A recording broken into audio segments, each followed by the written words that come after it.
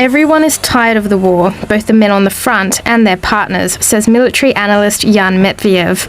According to his data, more than half of the Russian forces currently in Ukraine were called up as part of Russia's mobilization, and even breaks from the fighting are hard to come by. Mobilized men from leaving the front. Human rights groups point out there are only 3 ways to be discharged: serious injury, being sent to prison for absence without leave, or reaching the age limit of 65. Ones of the soldiers plan more protests across the country. Authorities have already banned some of them. Meanwhile, legislators are considering amending the mobilization law. One proposal would toughen penalties for evading mobilization. Assault failed. Everyone was killed. Russian soldier reveals horrific losses. A Russian soldier has been overheard in a phone call to his wife, describing the hellish conditions he and his unit are facing on the front lines, describing horrific losses in failed assaults on Ukrainian positions and a crippling lack of basic supplies, according to the Kyiv Post media outlet. It is noted that in the intercepted call published by Ukraine's Military Intelligence Directorate, the man describes losing 100 men in a few days. The assault failed. Everyone was killed, he said. The soldier's location is not disclosed, but Russia has been suffering extremely heavy losses in its so far failed attempts to take the town of Avdiivka.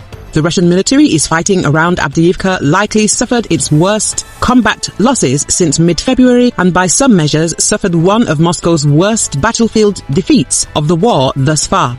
Everything that we occupied, Ukrainians have already recaptured, the soldier said. He then goes on to complain that the Russian military command hasn't delivered food or water to its troops in weeks. We haven't had food delivered to us for 3 weeks. We haven't had food delivered to us for 3 weeks, he said. Today is already the 7th day since we have been brought water. He then says he is so weak that he can no longer wear his heavy bulletproof vest. F it. I'm already taking off my bulletproof vest. I don't have the strength to wear it. What's the difference? It is senseless. The wounded soldiers are not taken out anyway, he says. And the dead are lying in the field. They are not taken away because it is impossible to take them away. The soldiers' comments echo other reports from Russian sources coming from Avdiivka. Last week, a Russian volunteer pleaded for followers to donate body bags for Kremlin soldiers assaulting Avdiivka, saying that there's a horrible deficit. Ukrainian soldiers defending the frontline city of Avdiivka are bracing for a new massive attack after Russian forces threw their might at it earlier this month but failed to break. Ukrainian commanders say it's been the most intense artillery, rockets and airstrikes. But why, particularly when the attacks seem to have failed to make any meaningful headway? Well, Avdiivka is strategically important. It's on the front line and within artillery range of the city of Donetsk, which Russia seized in 2014. By pushing Ukrainian forces out, Moscow could claim a symbolic victory and push the front line away from Donetsk. And just like the Ukrainians did in Bakhmut with Russian forces, by attacking Avdiivka, Moscow hoped it could divert Ukrainian forces away from other battles further south in Zaporizhia. And for Defence Minister Sergei Shoigu, it will be a symbolic gift to his boss in the Kremlin. At the start around October 9th, Russian forces made headway. The plans seemed to have been well concealed, and they seized several villages around Avdiivka. Russian mill bloggers reported that they'd advanced 10 kilometres.